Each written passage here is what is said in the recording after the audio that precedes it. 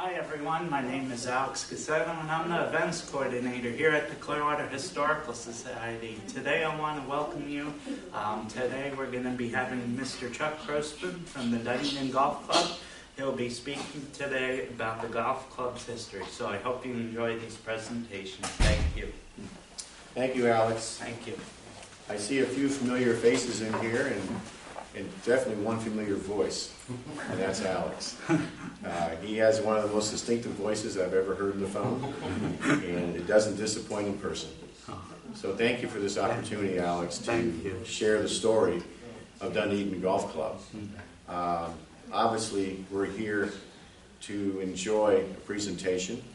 I'm going to give the best presentation I know how to give. I've never given one about the history of the club. I'll do some reading. I've shared with Alex. I can memorize some things, but I think sometimes reading is beneficial because it's hard to memorize all this information because the club has a 94-year history, and that's a long time, and a lot of history is in that. And of course, one of the things I think we all realize when you think about the word history, it's his story. And so Donald Ross has a story. And his story is one of amazement, if you think about it. Mr. Ross has designed well over 400 golf clubs in the United States of America. He is a renowned golf course architect, and it was the idea to have him design this golf course. And when the prospect of him coming down to Florida to do this, it was an amazing situation because it's not often you get a world-renowned golf course designer to come to a small community like Dunedin. But the gentleman that's responsible for that, and he's got a unique name, and that's why I don't want to butcher it, because he had the idea and the forethought to bring Donald Ross down here. And his name was Frigid. No, excuse me. That was not his name. Back up. Back up. He was... Have you seen this book? Anybody here? Yeah. I'm the author. Yeah. I recognize some faces in the audience. We had a lunch and learn with Trudy here about a year, well, just before the pandemic, wasn't it? Yeah, we had a lunch and learn at the club about this book and about the club. But basically, the gentleman that came in here who had the idea to set up this whole facility was Ephraim Frickshorn, a developer from Detroit, Michigan. Hence the D. If you think about the D in Dunedin, it's renowned D. It's a Detroit Tiger D, as a lot of us know. Detroit Tigers are in Lakeland. That's where their spring training is.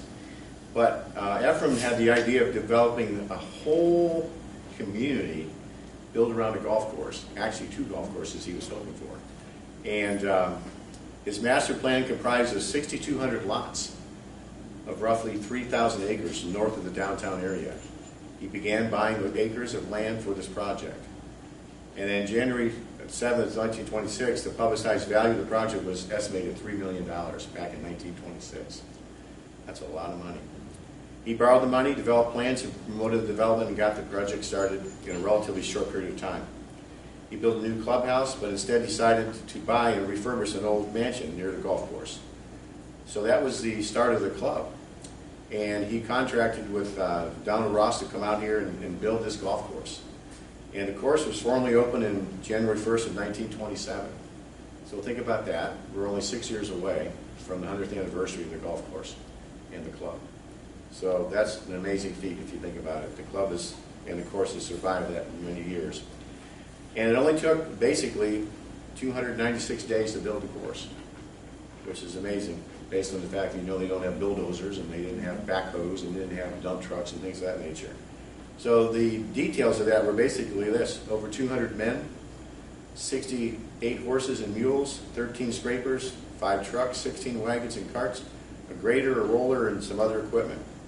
But Donald Ross is just one of those icons of the golf course design and architect. And one of the things he wanted to do with this course is make it playable. In other words, it's not a course where, as a golfer, you're going to get an average golfer, you're going to be, what's the word I want to say, compromised to the point where you can't golf and have a good score or play well. There's some penalties along the way and hazards along the way for him and for the golfers, but this is a playable golf course no matter what level of golfer you are. How many in this room actually play golf on a regular basis? Say more than once a week? I used to be a member. Yeah, I know. Actually. I know. And so, Blair, you were as well? Yeah, but not now. Not now. Yeah, exactly. I took a year off. Yeah. So the golf course over the years has been one of the mainstays of the Dunedin community. It's outside the downtown area, of course. It's a little bit north. A 5-minute drive here to the club. But one of the things with the history of the golf course has always been this.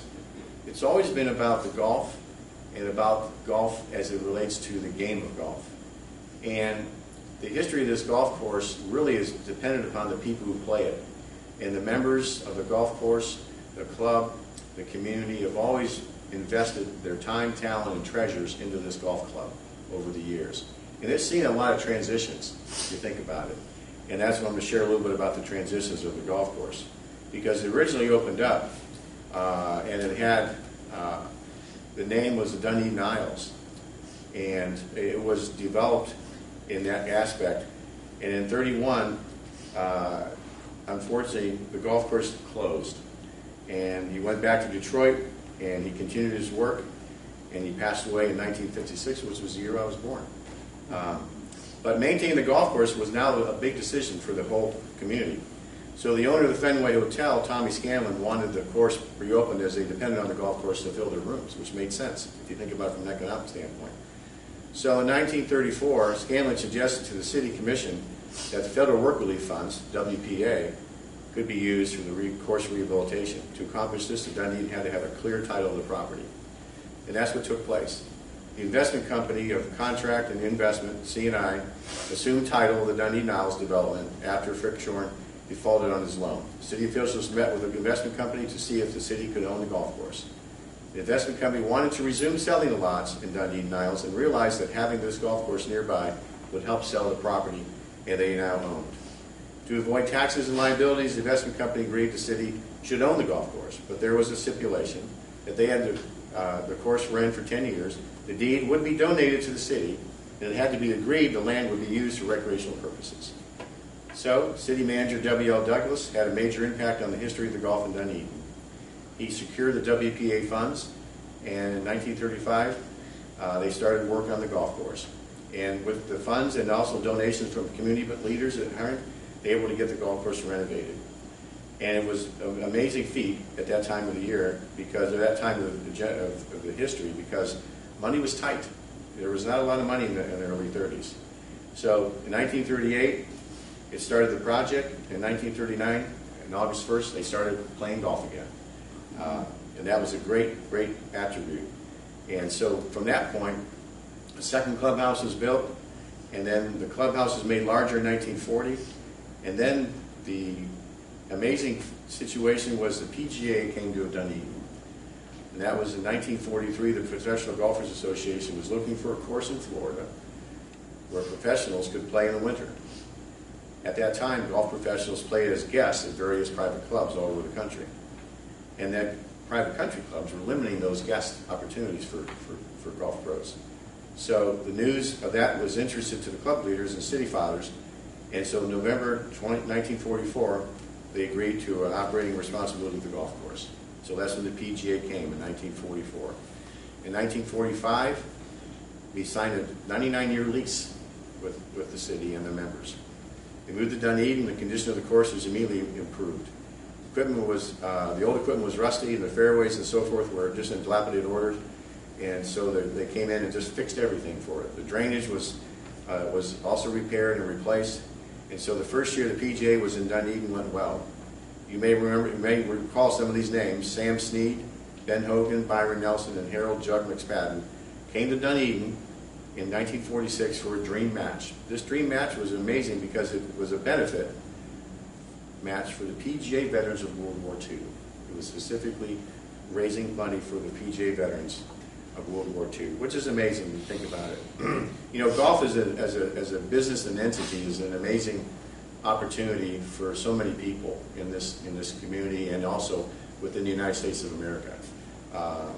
Golf tournaments, golf events raise more money for charities than any other sport in America, because it's not just the national PGA and the LPGA, it's also local. I know at Dunedin Golf Club personally, Rotary has a golf tournament there at the club, the Chamber of Commerce has golf tournaments at the club. So numerous golf clubs throughout the country have these local charity events to help with nonprofit organizations. So Dunedin has had a long history of that. So it actually started back in the days when the PGA of America was here. Other great tournaments were held here at the club. The most famous of those were the Seniors Championships. And the PGA Seniors were held during the seasons of 1945 through 1962. And in 1962 was the next change for Dunedin Golf Club, and that was the year that the PGA of America decided to relocate down to Palm Springs in Florida, and they had vacated the club, and now another situation occurred where the club was in limbo. What was going to happen? Where were we going to go? So that happened, and then this is what happened next. They moved out, and then what did they do with the golf course? There was a 6-man committee set up to suggest what should be done. Several proposals were submitted, but the committees liked the idea that the club would be a private club with an agreement with Dunedin residents, their guests and visitors living seasonally in Dunedin could use the course for a fee. And that's basically what's been happening since that point in time.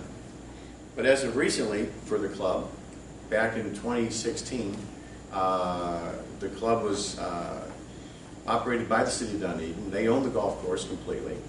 They did not own the building of the clubhouse. So in 2016, there was a decision that was agreed upon with the operating board of the club that the city would take over the operations of the clubhouse as well, with the board of governors being the main people operating the club, but the city would own the facility itself. And that transition took place actually in 2017. And so with that, we're brought up to the history of the club today, which is unique in a lot of different ways. It's a unique business model. It's a wheel within a wheel, as I would describe it, because you have a municipality in Dunedin City owning the property, owning the clubhouse, but you also have an entity within it, the operating board of the club, made up of members of the club. But it's also a community event in that we have openness to the community. The restaurant is open to the community. The golf course is open to the community. So the community and the members have a joint partnership, a wheel within a wheel business model, and it's very unique. Not too many of these models are happening throughout the country, but Dunedin has that uniqueness. One of the things that I think that's unique about the golf club as well is the fact that the history of it has always been a forerunner for what the club is about, and that is about tradition and about heritage and about families and generations. And Dunedin has that history within the city itself. We're always focused, the club is always focused on developing programs to meet the family needs and meet the golfers' needs, but also meet the community's needs. And some of that is relevant in the fact that the city has put together a great team of people within the city that liaisons with the club, the city commissioners. They attend our board meetings every month. Vince Gizzi is the Director of Parks and Recreation. He attends the board meetings as well. So we're on a great path. And the history of Dunedin, really, for the golf club, has been one of opportunities for the city as well as the community and the residents. And we currently employ over 50 employees at the club. And some of the long-term employees are as follows. Director of Golf is John Falcone's been there 21 years. Chef Adrian Morris has been there 14 years. I myself have been there 4 years. But we have a payroll of about $1.3 million that we put back into the community. Our revenues are well over $2.5 million, gross revenues in food and beverage and dues and golf cart revenue and greens fees and so forth. We have an agreement with the city that we pay them rent, basically, so we're kind of like a renter. The city's a landlord. We pay a stipend to the city, every month, and at the end of the year we pay them a lump sum amount previously agreed upon.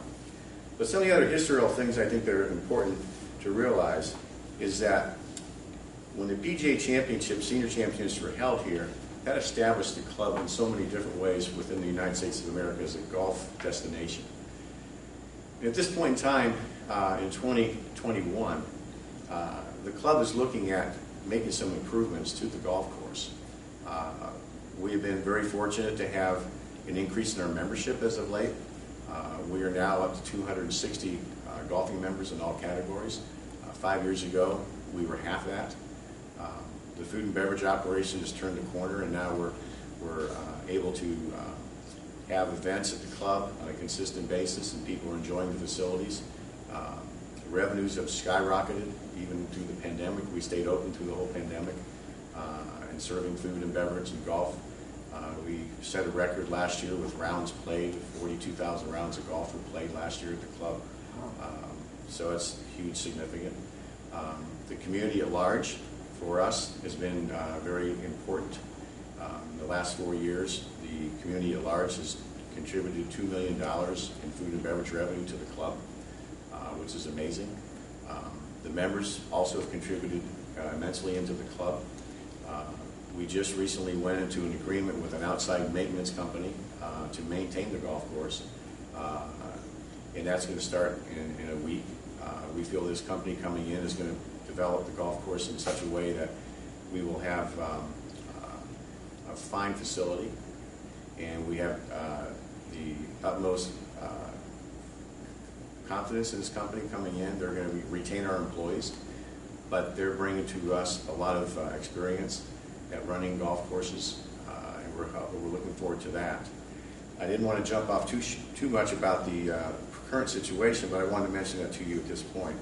The other things I think that are relevant for this club in the history of the club is the fact that the people within the community have always been part of the club. And if I hear this once, I hear it 1,000 times every day, it seems like. Most of the people do not realize that the club is open to the public. And it is. Every day we're open to the public. You can call and get a tee time. You can call and get a reservation. The members do have privileges. There are advantages to being a member. They have specific block tee times that they get that non-members cannot get. They have discounts on their food and beverage once they meet a certain criteria of spending. They also have preferred seating when it comes to events and things of that nature. They get to play the golf course without cost other than their dues. And we have a good nucleus of members that belong to the club that have been members for a long time. We have 9-hole groups, we have 18-hole groups, we have men's groups, ladies groups, so it's really quite a great demographic of the culture of Dunedin. And one thing I want to mention about Dunedin Golf Club, because I talked to a member just last night, he was at the club, and I mentioned this phrase to him. Most people have this perception, and they're rightfully so, that clubs or private clubs or golf clubs or country clubs are for those elite people or socially higher up people and so forth, and that's so true. And that's not necessarily a bad thing, because that's a society in a whole. But here at Dunedin Golf Club, over the years, it is, in my opinion, an everyman's club, an every woman's club. You don't have to be a multi-millionaire person to belong to the club. You can be a regular guy and a regular lady and belong to the club. The costs are not that excessive. They're reasonable as it relates to today's market. And that's one thing I think that's an advantage for Dunedin Golf Club, is that we are available to all walks of life.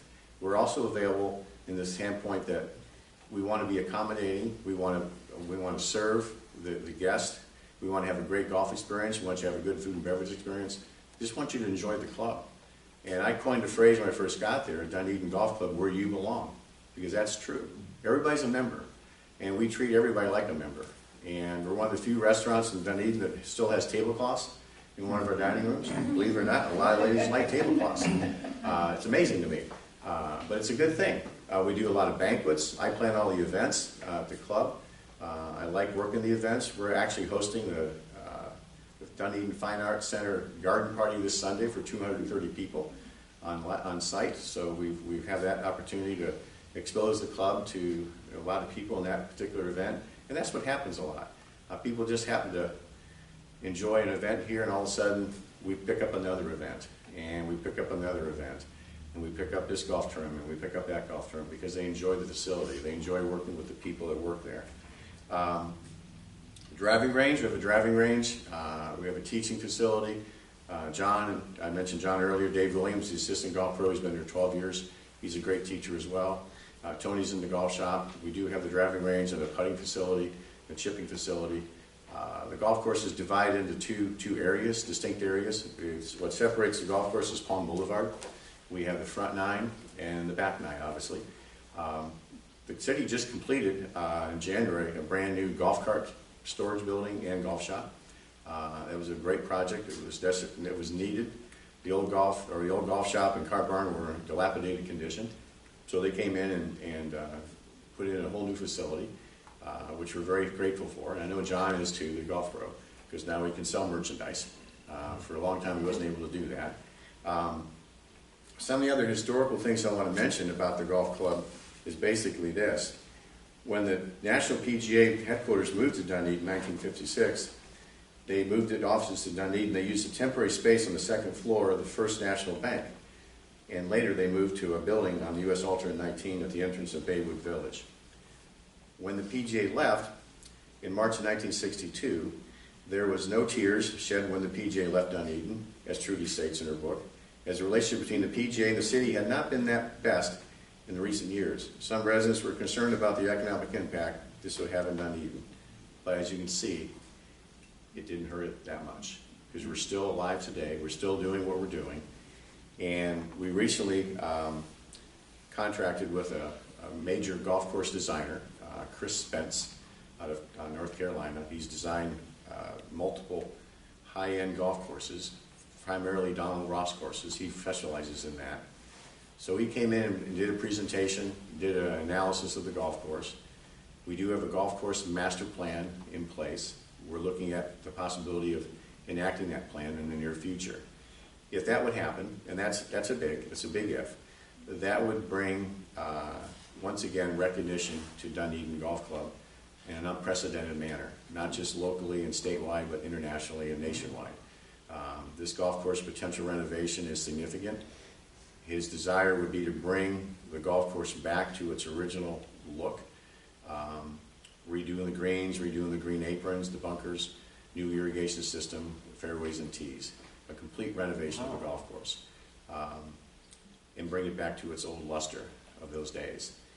He said, Chris Spence said, another gentleman who just joined the club.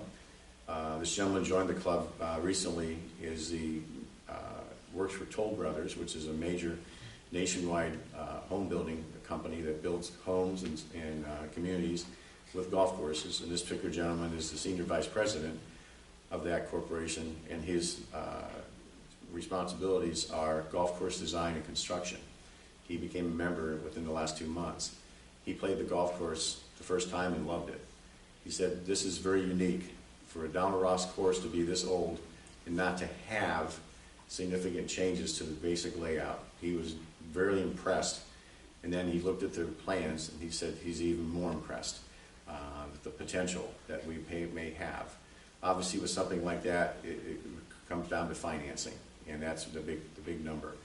But we're looking at some grants. Dunedin the golf club is on the National Historical site. We are also a state historical site. We've got those designations. We've been talking with Gus Bilirakis' office. The federal government has reinstituted earmarks. We're looking at the possibility of getting some money from that aspect. Swift Mud also is interested with grants. We also have the state of Florida. We're looking in the state of Florida with matching grants where we've applied for that. The Donald Ross Society, which obviously is made up because of Donald Ross, they recently contributed to our plan, which was unusual. When Chris Spence presented it to us that the Donald Ross Society has a foundation and they would be willing to invest possibly in this aspect of renovating the golf course, he told us quite specifically, if you get $5,000 out of them, you'll be able to pretty good. Well, one of our members, Kevin Janica, a retired marketing executive, put together a wonderful package with the history of the club and a lot of information, sent it out to the Donna Ross Society, and lo and behold, they came back with $15,000, which has never happened before.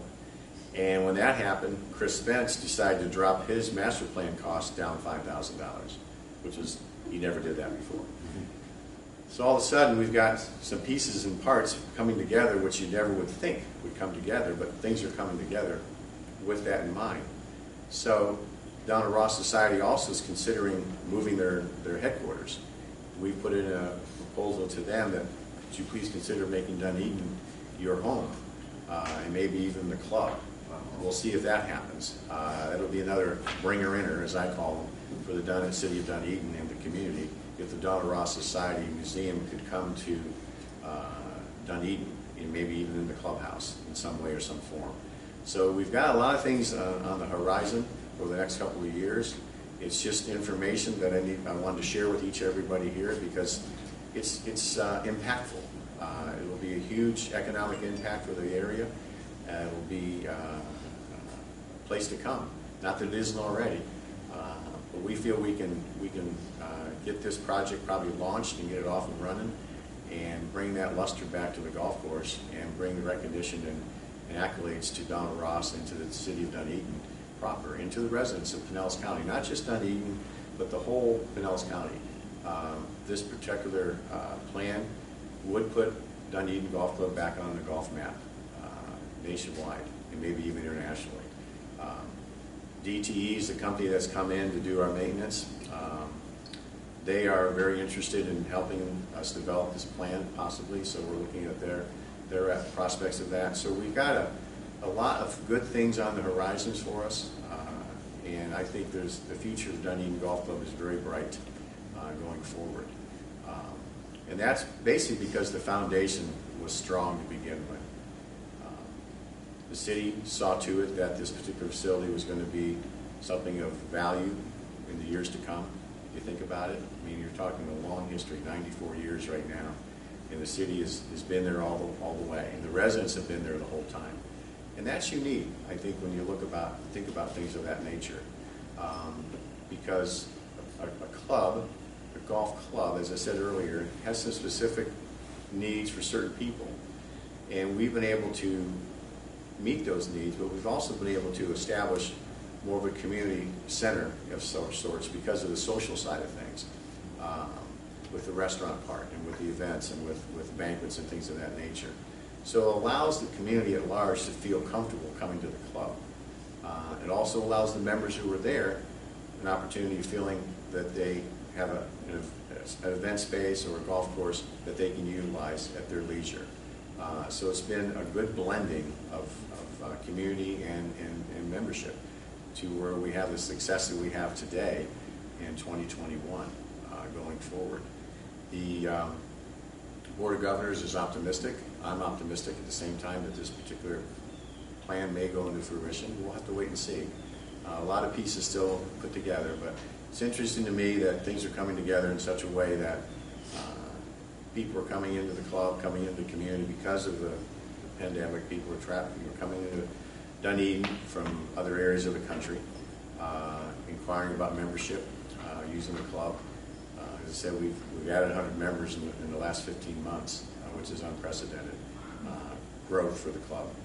And everybody's really been enjoying the facilities at this point. So we've got a good future, but we've had a great past.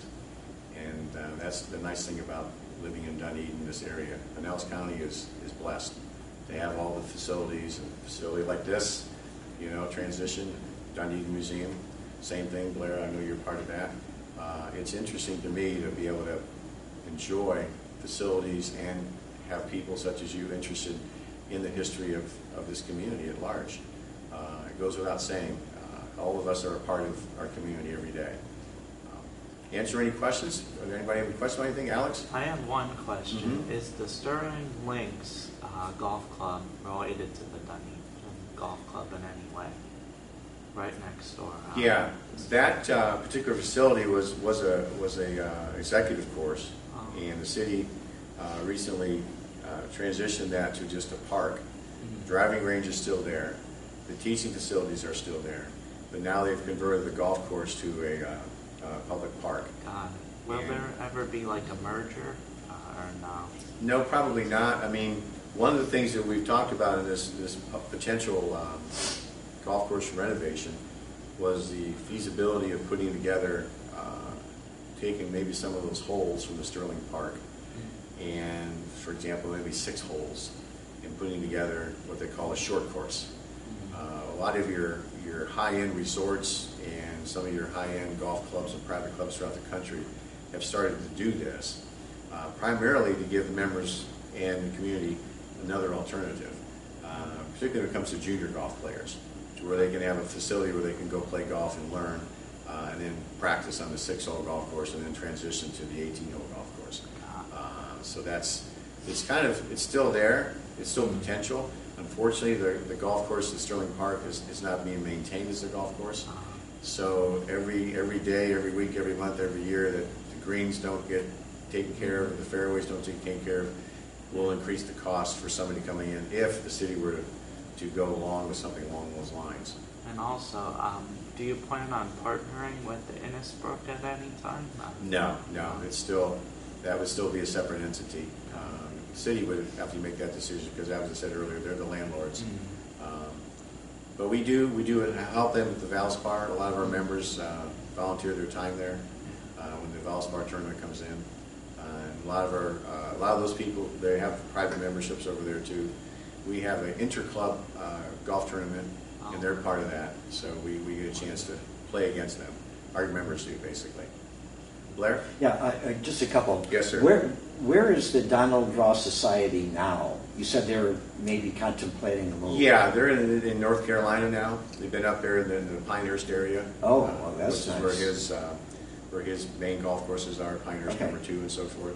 Okay. But that was one of those conversations that Kevin Janica had with them. They're considering relocating possibly to Florida. And we just thought, well, that would be nice to throw that bone out there to them, Yeah. saying, hey, why not consider coming to Dunedin proper, and maybe even to the club. So that's one of those wishes. You'll make a wish foundation type thing. It's like, we'll make a wish. Yeah. Well, and the second question, these plans, are you going to have although you may even have it now, I don't know, in the clubhouse, do you have like a little gallery, or this is what we're looking at, or, I mean, how would people That'll visualize? be kind of forthcoming. I'm kind of throwing this out a little bit ahead of the game a little bit to everybody here. So it's still a work in progress. Okay. National Golf Foundation, which is a golfing entity, they're doing a sustainability study right now on the golf club. They did one in 2007, 2014, and 2021. Every 7 years they do a sustainability study. So we're in the throes of the finalization of that. When that study becomes presented to the board, which is next month, and to the city commissioners, that'll be the springboard for a lot of decisions we're going to make. So what we're trying to do in the interim is trying to get a plan ready to go when the sustainability study comes forward. And all indications from my standpoint, operationally, because we've had a great deal of success in the last 4 years, the club is going the right direction. We do not have a negative balance in our checkbook. Yeah. We have a positive balance in the checkbook, which is good. And all of us like to have a positive balance in our checkbook.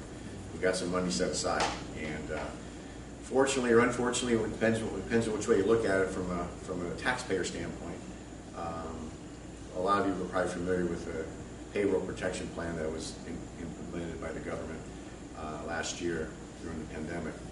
Well, we sought the opportunity with that, and we did not want to not apply.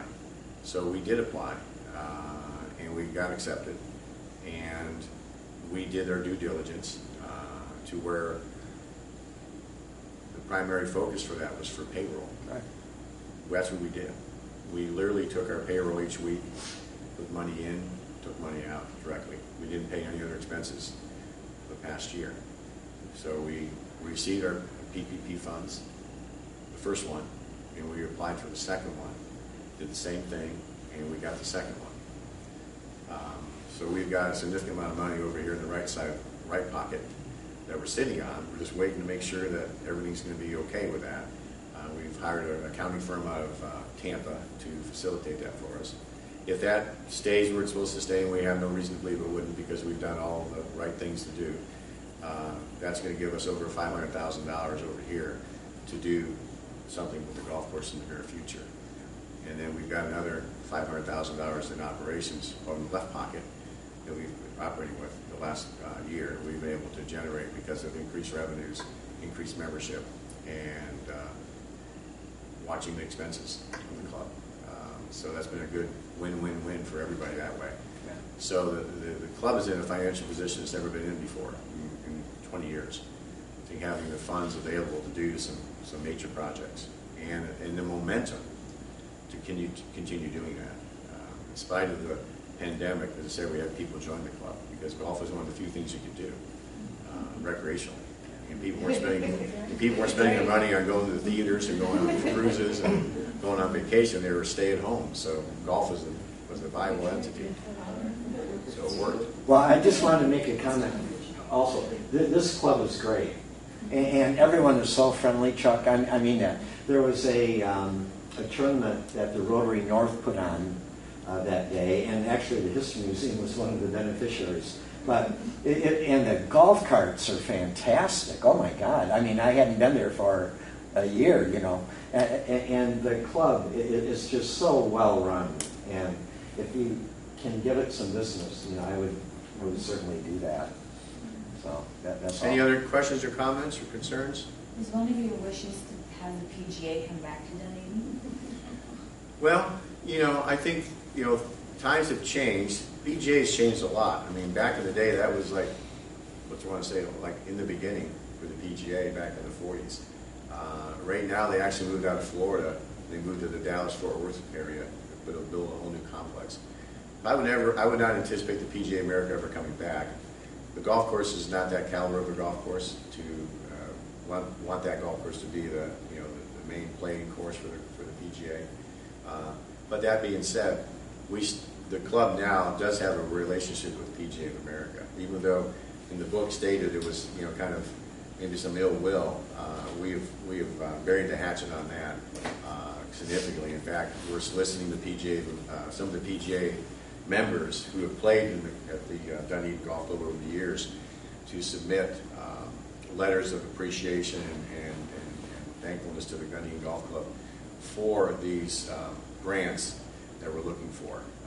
So that's part of that package deal of getting money for grants is people saying, yes, we agree this would be a good decision to make. So, and John Falcone, as I said, and Dave both are PGA members of the PGA. So, and we certainly enjoy that relationship we have with them today. But I don't think they would come back to Dunedin anytime soon. But it's a good question, though. Anything else? Anybody else have any comments to make? Yes, ma'am. Could you tell us a little more about the upcoming garden party? Yeah. It's for Dunedin Fine Art, and it's an annual event which they've had, I think, for almost 30 years. It's usually held at I think last time it was held at the Fenway, and all the local restaurants would usually come in and contribute food for this event. However, because of the pandemic, it was decided to come to one location. We got selected, and I'll explain how we got selected next. But Mike Bowman, who is president of our club, is also on the Dunedin Fine Art Board of Directors. So he suggested they have the event at the club, and that's how that happened, which is good. So they decided to come to Dunedin Golf Club, and we're excited because they're going to have everything outside on the patio area. So the golf course will be the backdrop for the event. It's a main event for them, a main fundraiser. It's only for the sponsors of the Dunedin Fine Art, so not open to the community. So, but it's a selected group of people and their guests. So that's what's going to happen on Sunday for the club. Anybody else? Any comments? Yes, sir. Does the name Bob Lee mean anything to you as far as being a golf pro at Dunedin in the transition to the PGA going elsewhere? Yeah, I mean, I don't see anything in the history of what I've seen, but maybe you can help me out with that. Well, he was the pro there. Mhm. That was next door neighbor in Mhm. Clearwater. But apparently they wanted to take, if I recall correctly, the PJ over to a club in West Palm Beach, and he wasn't happy with that. And all the back and forth, he ended up just bailing and went to Lake Wales and became a pro there. I forget the name, the big citrus magnate of the area, his personal club. You know, so he did it real well. But that was my recollection, the PGA bickering with him. Yeah. You know, it's okay. But the other part of this, do they still allow members to walk anytime? Yes. Yeah, okay. Yes. I love that. Yeah, we're one of the few courses that allows you to walk the round. Yeah. And we use it in our promotional items because walk where the legends once walked. You know? Well, I used to walk there, but I can't play right now. I've got some issues that require surgery I haven't done. His shoulder. And You still come out on Tuesday nights though. Oh, there you go. Right? With your group. Any other questions or comments or concerns? Yes, ma'am. Just, what is the age of some of your younger members? A good question. We do have an under 40 category, and that has just been blowing up this past year. And we have presently, I think it's 38 members under age of 40, although I think 35 of them are single males. Only 3 are families.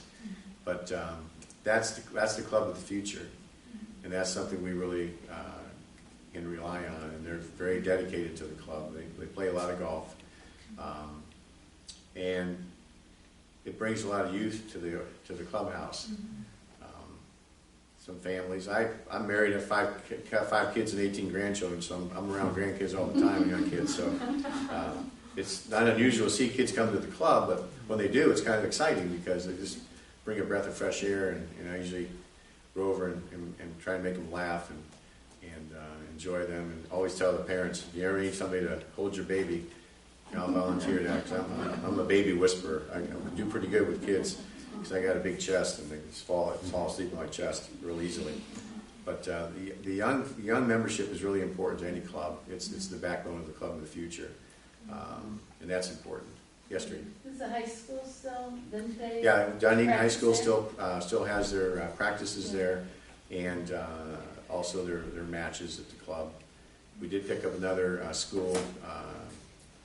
I may butcher this name, but it's Scholastic Collegiate Academy. They're going to be practicing at the club also, just one day a week. It's a new school in the city of Clearwater. We just recently had the Dunedin High School baseball banquet at the club. They came in second place in the state, and so they had their banquet. The volleyball team, the girls volleyball team, has had their banquet here the last 3 years at the club. Those are some of the things that we would like to do. We also have coming up in August, the Dunedin Little League is going to have their awards banquet at the club. So we've kind of opened up that aspect of letting young people, families, coming into the club. Not that they couldn't come before, but again, going back to that same comment, it's open to the public. You know, the public can come and enjoy the club, just like their own restaurant. And some people are saying, don't tell too many people. It's crowded. One of those balancing acts, so to speak. Any other questions or comments? Some of the things with the PGA, they were very demanding, and there was always this, who should pay for this, who should pay for that, and then tea times. Yeah. Because the members, you know, they would use up all of the tea times, and so that was some of the friction that, Yeah. you know, so they had to decide, is it nice to have them here in Dunedin, always, you know, give Dunedin the advertisement or go through all this, so. It's very true. And I'll explain something to you too real quick, because of the relationship with the city, as I stated earlier, is a good relationship. And as a potential member, possibly in this room, or just for information purposes, the agreement with the city is pretty specific, but yet it's, in general terms, it's pretty easy to understand. I'll explain this to you in this way. The city is the landlord. They do own the land, They now own all the buildings. But from an operational standpoint, this is what happens. The members of the club, which now are 260 members, 280 with the social members, they're specifically responsible for the day-to-day operations of the facility, hiring the professional managers to operate the different departments, the groundskeeping, the golf shop, and the clubhouse operations. I'm the general manager overall of that. John Falcone's the director of golf. James Kelly is green superintendent, even though I just mentioned earlier that down-to-earth landscaping and irrigation golf company is becoming and doing the maintenance. James is still employed as the superintendent. They're just coming in to help and assist him. The members are responsible for the carpet, the chairs, the tables, the wall coverings, the sconces, the pitchers, refrigeration, coolers, freezers, silverware, china, glassware, those type of things, to replace those things, offices, desks, things of that nature. The city of Dunedin then is responsible for the following. And we're responsible for maintaining the golf course and the equipment. The city of Dunedin is responsible for the heating, ventilation, and air conditioning of all the buildings, replacement and maintenance. They're responsible for the plumbing in all the buildings, replacement and maintenance. The city is also responsible for all the electrical in all the buildings, replacement and maintenance. And so that's the agreement that we have with the city, and that's how that works.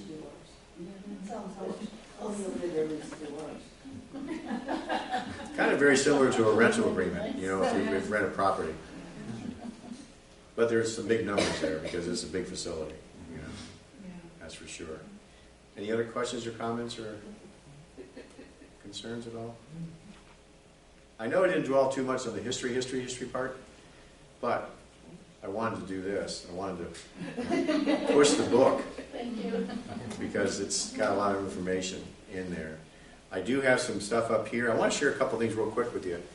Because something that we came up with for this community, I got two things to talk about community. So Family First Sundays. So first Sunday of July, August, September, bring the family to play 9 holes at Dunedin Golf Club. Tee times are available, 1:30 to 2:42. It's only $40 per foursome with a cart. Wow. And then if you have kids under 12, come in after the game of golf and the kids eat free off the kids menu. We have a happy hour from 1 to 5. And so it's a nice opportunity to come play the course with your family. You'll be immediate or extended family. But you can't even go to the movies for $40 for 4 people. And have a recreational time. So that's something we've done. We started. The other thing we started just recently, I came up with an idea. One of the things that a lot of people don't realize is how much Dunedin Golf Club does for the community. So I'm going to mention this real quick.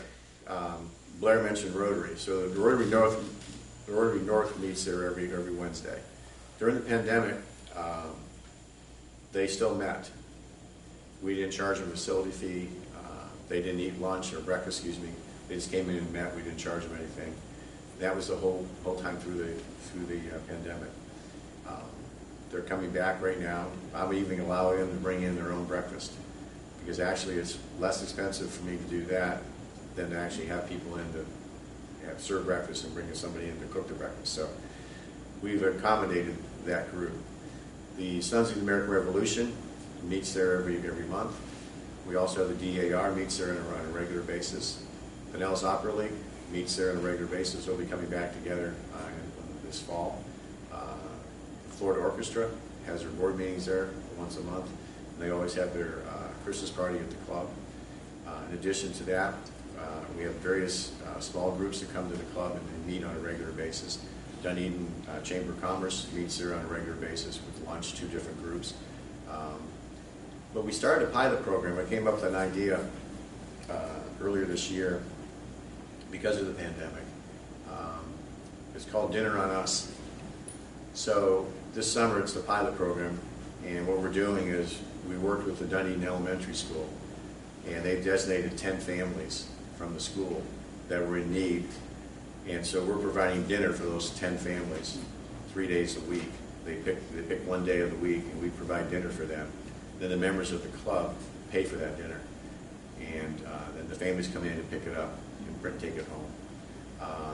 It's been a great success so far for the first 2 months. It is our hope that once this gets solidified, we want to present this to the community at large in Dunedin, and we're hopeful that the other restaurants in Dunedin will piggyback on that idea and do the same, so that we can possibly maybe feed 300 families every week in the city of Dunedin with free food. So that's part of our commitment to the community from a club standpoint, to where some people think, well, those rich people, you know, they don't ever do anything. Well, they do a lot. And we had a waiting list when we put it out we needed 10 members to sponsor it. We got that within the day. And we've got a waiting list of several other members, you know, and basically, I know you had a baseball situation earlier, in the batter's box, ready to come in, you know. A relief pitcher, the bottom of the ninth. We have other families, their other members are willing to support that. So that's really a nice thing to have, to be available to the community in that aspect as well, to help those need. We also do a children's Christmas party every year. We have about 100 kids at the club Monday night for pizza, punch, Christmas carols, and then the members contribute gifts, and the kids pick up gifts. And they're 2 years ago, they had like 20 bikes. You should have seen the kids' eyes when they got their bikes. It was amazing. The Women's Golf Association does that every year. They've done that for like 25 years. So we are involved in the community in an intricate way. Any other questions, comments? Is everything okay? Yeah. Was it what you expected or not quite what you expected? Okay. Thank you. I've never done this before, but